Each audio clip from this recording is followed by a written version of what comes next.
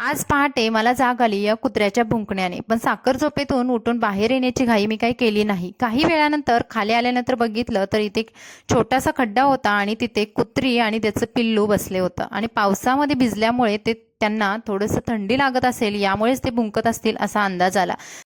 बाजूलाच पडलेल्या एका काठीने मी हे खोदकाम चालू केलं आणि तो खड्डा पूर्ण मुजवण्याचं काम सुद्धा जोरात चालू केलं. इकडे तोपर्यंत शनाया कुत्र्याला आणि त्याच्या पिल्लाला छोटे छोटे चपातीचे तुकडे देत होते.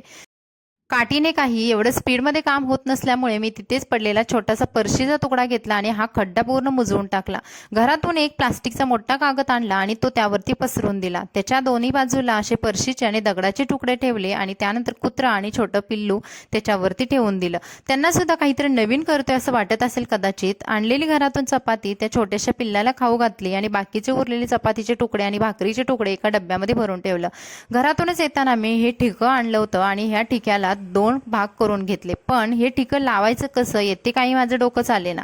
त्यानंतर माझी नजर गेली एका कोपऱ्यात पडलेल्या इथे एका जाळीवरती. ती जाळी आणली आणि जेवढी आहे नाही तेवढी ताकद लावून मी एका कात्रीने ह्या जाळीला होल पाडण्याचं काम केलं. कारण आम्ही राहतो एकदम वरच्या फ्लोअरला आणि हे ग्राउंड फ्लोअरला असल्यामुळे सारखं येणं जाणं करणं सुद्धा परवडत नव्हतं.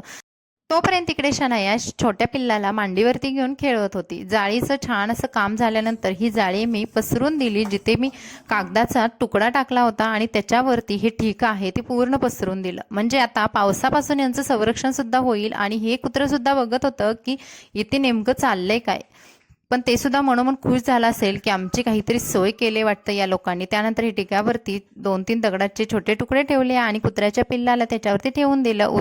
चपातीच्या तुकड्यांचा डब्बा सुद्धा तिथेच ठेवून दिला आणि आजच्या दिवसाचं सार्थक झाल्यामुळे मी आणि शनाया सुद्धा खूप खुश झालो.